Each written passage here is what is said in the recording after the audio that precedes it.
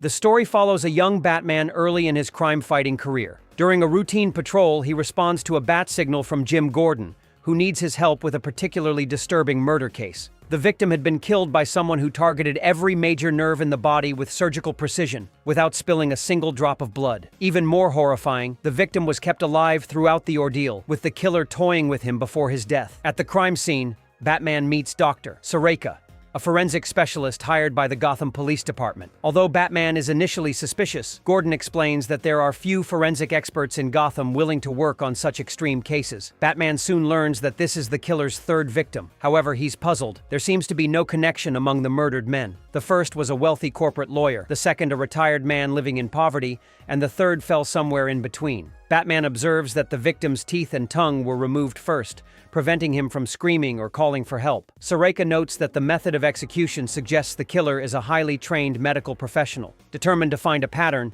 Batman focuses on the first victim, believing the killer likely knew their initial target. The lawyer, Oakley, was murdered in his office. However, the law firm refused to release his private files to the police, citing confidentiality, so Batman took matters into his own hands and retrieved the documents himself. Suddenly, he was ambushed by security. He managed to incapacitate one guard, but as more arrived, Batman realized he had to flee. One guard managed to shoot and injure him before he escaped. Back at the Batcave, Alfred tended to his wound while Batman combed through the stolen files. He finally discovered a crucial link. Oakley had represented the other two victims. It became clear the killer was targeting Oakley's clients in alphabetical order. Realizing who the next target would be, Batman rushed out, determined to stop the mysterious assailant before they struck again. Upon arriving at the victim's apartment, Batman waited. He heard someone break in, but he needed as much information as possible. He listened until he couldn't wait any longer. To protect an innocent man from harm, he intervened and saw something shocking. The killer wasn't an ordinary man. He was disfigured, covered in nails, and kept exclaiming, "Do you feel pain?" Batman noted that he wasn't much of a fighter. His stance was non-existent. His body was weak, and his hands were low. Batman prepared to land an easy blow to his neck, until he realized that doing so would cause the nails to impale the man's throat, killing him instantly. He looked at his chest and noticed the nails were positioned in a way that would strike his heart if hit. Even the nails in his hands and legs were placed around major arteries. There was no spot on his body Batman could strike without killing him. Not wanting to break his no-kill rule, Batman refused to fight. The killer, however, had no such reservations and punched Batman relentlessly. Batman noted that the man shouldn't be this strong. He should be in agony, but he wasn't. It was as if he didn't feel pain. Batman tried to think of a way to immobilize him and reached for his utility belt. At that moment, the man who was supposed to be killed that night fired a shotgun.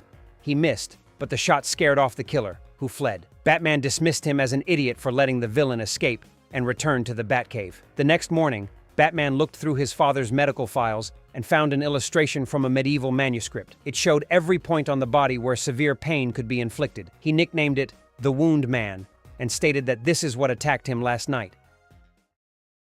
Batman met with Gordon to discuss the case. He informed him about the new leads he had uncovered. Gordon also had information to share. The guards who attacked Batman the night before were private security hired by a major corporation, Ace Chemicals. Gordon believed they were protecting corporate interests. Batman, however, suspected they were covering something up. He set out to protect the killer's next victim. He watched the city from the rooftops, noting that a fire had broken out near the hospital, and a few insane criminals were committing petty crimes. When the intended victim arrived home, Batman followed him. Soon after, Wound Man appeared as well. Anticipating his arrival, Batman ambushed him. He grabbed him from behind, carefully avoiding any harm, and urged him to stay calm, reminding him that even a small injury could be fatal. Batman told him he wasn't helping anyone by committing murders and needed to stop now. Batman said, "Don't make me hurt you," but Wound Man replied that he wants to be hurt and lashed out. But this time, Batman was prepared. Knowing he couldn't fight the killer, he had brought a knockout toxin. However, the dosage had to be carefully calibrated or it could kill the patient. Unfortunately, the dose was too strong and Wound Man fell unconscious. Not wanting him to die, Batman carried him and rushed to find help. He tried asking Wound Man about Ace Chemicals, but got no response. Then Batman discovered that the fire he had seen earlier had spread to the hospital. With no other option, he brought Wound Man to Dr. Sareka. The doctor injected him with adrenaline and began treating him cautiously to avoid triggering a fatal reaction. Batman instructed Sareka to call Gordon and left to continue his investigation. He met with Nikki Harris, a journalist who had once written about him. Harris had been a respected reporter until he published a piece on Ace Chemicals. After that, he was fired, his career destroyed within days. Now he wrote for low-tier tabloids. Batman pressed him for information. Harris revealed that Ace Chemicals had been developing a liquid compound under a secret government contract. The project was so confidential that no digital records existed, only one physical document. The experiment, according to Harris, had gone terribly wrong. It was so dangerous it violated international law, prompting a full cover-up. Harris then shared a theory and told Batman about something called the town without screams. Back to Wound Man. The killer was awake but in poor condition. Sareka spoke with him, attempting to uncover his motives. He remarked that what Wound Man had done was remarkable, and even praised him. He noted that he could recognize a medical professional when he saw one. He theorized that Wound Man had covered himself in nails to channel the pain he could no longer feel, though it clearly hadn't worked. Meanwhile, Batman drove out of town. He called Gordon and realized that Sareka hadn't informed the police about Wound Man as instructed. Gordon, though in an important meeting with the mayor, still sent officers to Sareka's clinic. He told the mayor that the killer had been found, though his identity remained unknown. The mayor, however, instructed Gordon to shut the case down immediately and quietly. At that moment, another man entered the room, introducing himself as the CEO of Axis Corp., a conglomerate that owned Ace Chemicals. Batman arrived at his destination, Green Fields, a suburban town far removed from Gotham's usual crime and poverty. He noted that abnormal incidents had been reported there recently, but their calls for help had gone ignored. Upon inspecting the town more closely, he saw a painting and a message. "Wound Man, heal us." Back at the clinic, just as Sareka was speaking with Wound Man, a group of men stormed the office, knocked Sareka out, and captured the killer. Batman discovered the true identity of the Wound Man, a doctor named Jessup Hartnell. Hartnell had tried to raise alarms about Green Fields, but was blocked at every turn by the lawyer Oakley, until he was driven mad and killed Oakley himself. Batman uncovered what had really happened in the town. Decades ago, Ace Chemicals developed a nerve agent and bought land upstate to dump the chemical waste. Sometime later, the city council unknowingly purchased that land and built a suburban town there. The chemicals, however, never disappeared. They contaminated the residents' drinking water, swimming pools, and eventually infected everyone. Batman informed Gordon, who yelled that Wound Man had been taken, most likely by Ace Chemicals. Batman tried to make his way back to the city, but the residents of Green Fields blocked the Batmobile. They said that if this information got out, the town would be shut down. They claimed they were fortunate to live in the Gotham suburbs, away from the crime and poverty of the city, and didn't want to return. Batman noted that many residents were visibly injured. One was missing fingers, another had an incapacitated leg. They attacked him to prevent him from leaving. Although Batman fought back, none of them could feel pain, and he didn't want to seriously harm civilians, so they overwhelmed him. He briefly lost consciousness. When he awoke, he found that one of the residents had intervened.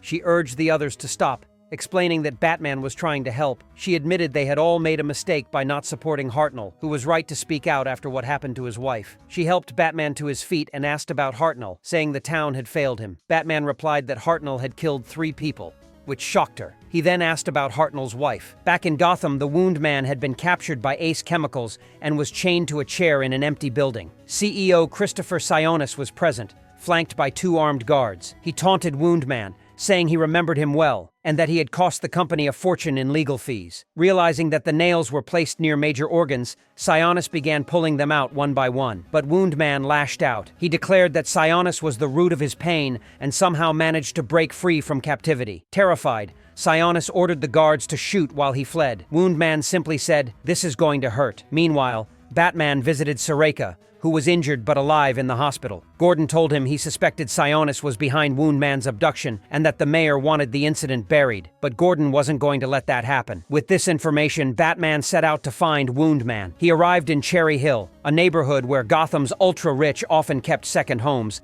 suspecting it as the most likely location. He found the apartment, but he was too late. The 2 guards were already dead, and Wound Man had been shot, just moments from death. In his final breath, Wound Man told Batman that the root cause is almost cured. Just then, Sionis entered the room. He thanked Batman for saving him and claimed that he and his guards had been ambushed by Wound Man, but he managed to lock himself upstairs. Batman didn't believe a word of it. He asked Sionis if he knew about Hartnell's wife and recounted the story he had learned. One night, while Hartnell was working late, his wife had stayed home. Their house had a fireplace, and an ember landed on the rug. Because of the chemical exposure, she couldn't feel the heat. Unalerted, she slept through the blaze and burned to death. When Hartnell returned, he found his home in ruins and his wife dead. In desperation, he tried to make himself feel again by impaling his body with nails from the wreckage. Batman told Sionis this is what Ace Chemicals did to him, but Sionis replied that no one would remember any of it. In response, Batman grabbed his shoulder. He said that the shoulder is a very complex part of the body. Even minor injuries here don't heal easily. Then, he gave Sionis a permanent injury,